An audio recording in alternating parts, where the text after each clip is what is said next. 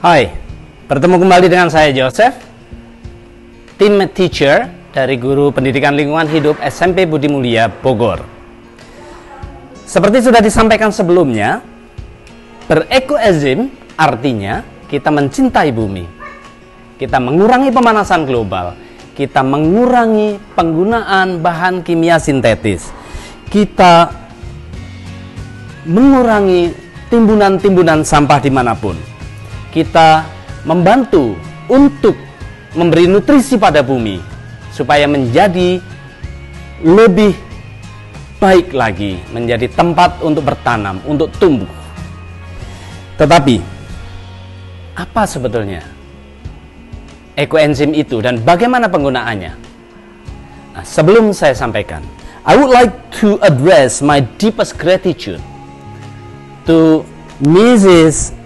Dr. Rosukon Pompanfong, the founder of Thailand Organic Farming Association, who initiated this research on ecoenzym and who wholeheartedly, for more than 20 years, has dedicated her effort to the productivity and to the development of ecoenzym.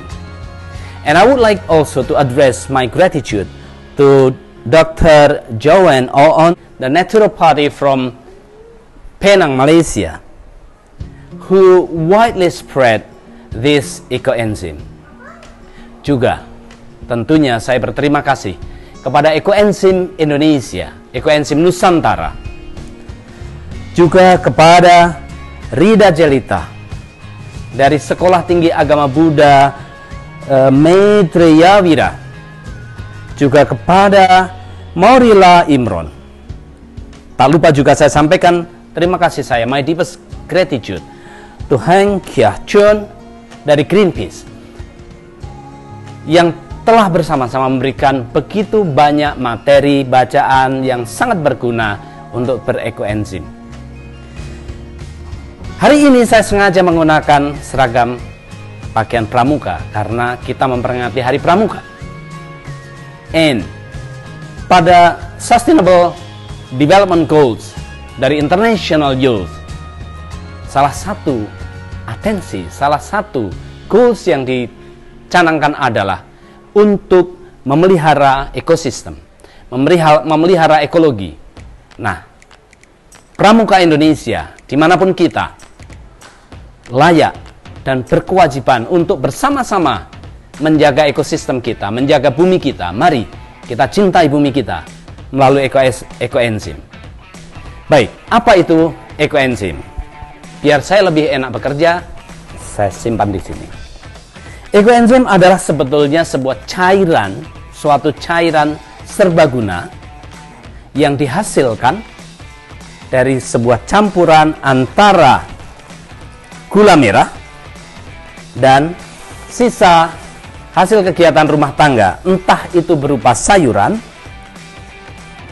potongan-potongan sayuran, atau kulit buah. Dalam kesempatan ini saya menggunakan lumayan banyak kulit buah pisang, ini sirsak, kemudian ada sawo, kemudian ada nanas. Kenapa? Karena semakin banyak materi yang kita pakai, semakin bervariasi, hasil ekoenzimnya sendiri akan menjadi lebih bagus. Dan air ada di dalam. Oke, lalu bagaimana dengan persentase? Sebuah wadah kita pakai maksimum 60% dari wadah ini. Yang saya contohkan di sini ada 5 liter jerigen, maka yang akan kita pakai hanya 60%-nya saja. Artinya air yang kita masukkan 3 liter saja. Setelah itu kita akan beri 10% dari air tersebut. Bila ini 3 liter, maka kita akan membutuhkan 300 gram gula merah. Oke, ingat jangan menggunakan gula pasir, gunakanlah gula merah. Kemudian 3 bagian dari kulit buah atau sisa kegiatan rumah tangga. Jadi kalau kita lihat perbandingannya, air 3 bagian sisa hasil kegiatan rumah tangga dan 1 gula merah. Baik, lalu kita bisa, setelah itu kita tinggal campurkan saja, jadikan satu.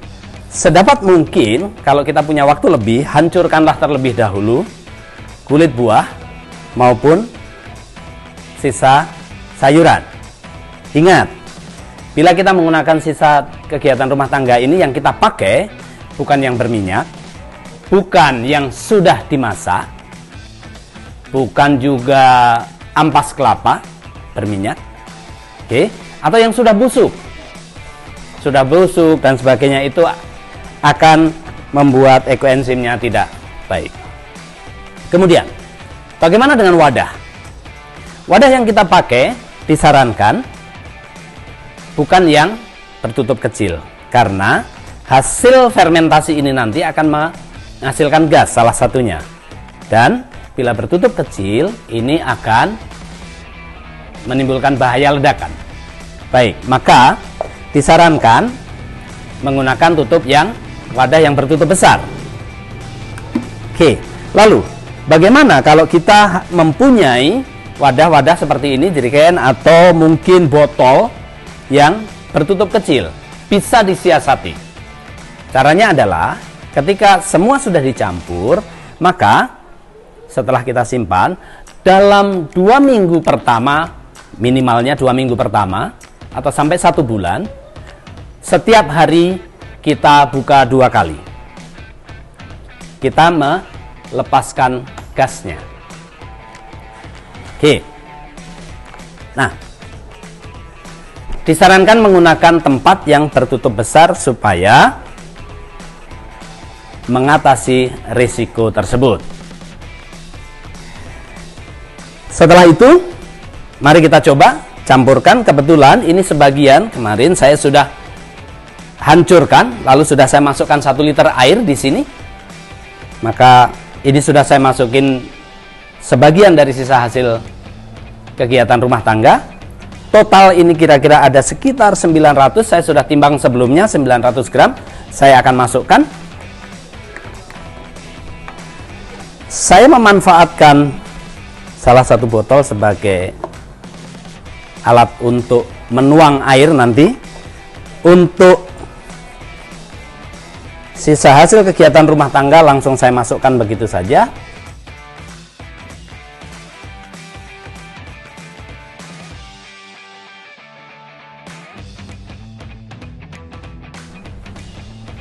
Oke, kita lanjutkan terus sampai semua sudah kita masukkan.